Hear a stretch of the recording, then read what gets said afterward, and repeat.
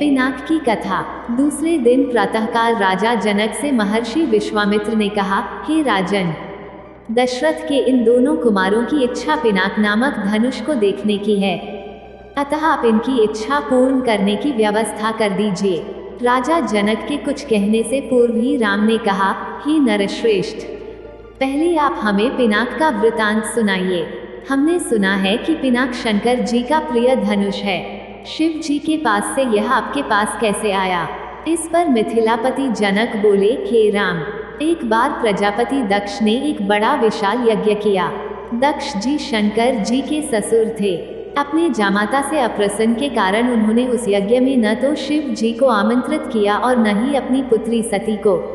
पति के समझाने बुझाने की परवाह न करके सती अपने पिता के यहाँ यज्ञ में पहुँच गईं। वहाँ सती का बहुत अपमान हुआ। सती ने देखा कि देवताओं के लिए यज्ञ का जो भाग निकाला गया था उसमें शिव जी का भाग था ही नहीं। इससे क्रुद्ध होकर सती ने यज्ञ कुंड में कूदकर अपने प्राण त्याग दिए।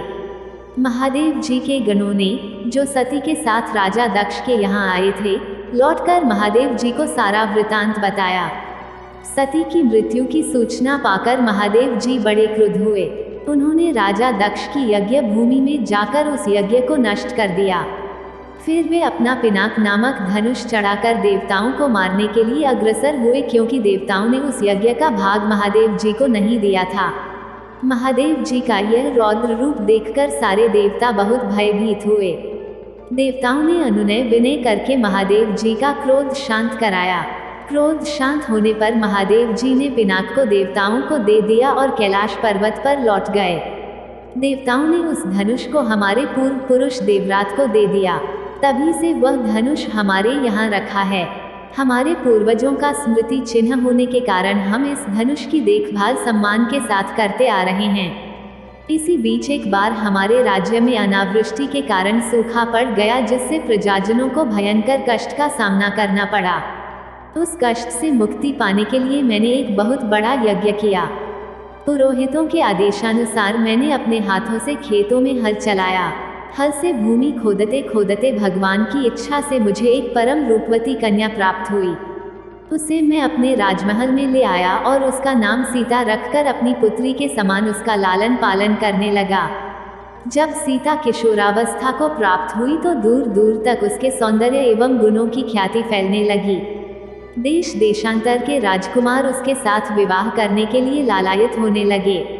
मैं अद्भुत पराक्रमी योद्धा के साथ ही सीता का विवाह करना चाहता था, अतः मैंने यह प्रतिज्ञा कर ली कि शिव जी के धनुष पिनाक पर प्रत्यंचा चढ़ा देने वाला वीर राजकुमार ही सीता का पति होगा।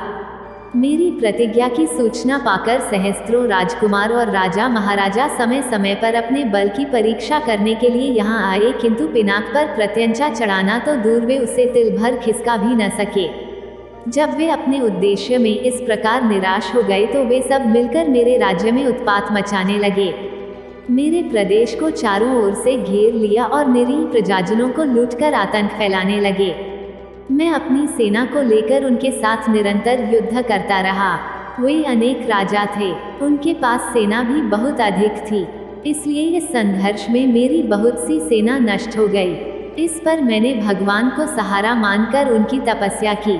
मेरी तपस्या से प्रसन्न होकर भगवान ने मुझे देवताओं की चतुरंगिनी सेना प्रदान की। उस सेना ने आताई राजाओं के साथ भयंकर युद्ध किया और सभी उपद्रवी राजकुमारों को भगाया। उनके भाग जाने के बाद मैंने सोचा कि एक विशाल यज्ञ करके इस अवसर पर ही अपनी प्रतिज्ञा पूरी करूं और सीता का विवाह कर निश्चिंत हो जाऊं। इसीलिए मैंने इस महान यज्ञ का आयोजन किया है। अब जो कोई भी महादेव जी के इस धनुष की प्रत्यंचा चढ़ा देगा, उसी वीर पुरुष के साथ में अपनी अनुपम गुणवती पुत्री सीता का विवाह करके निश्चिंत हो जाऊंगा। इसके आगे की कहानी आपको आने वाली अगली वीडियो में देखने को मिलेगी। यह वीडियो देखने के लिए धन्यवाद दोस्तों।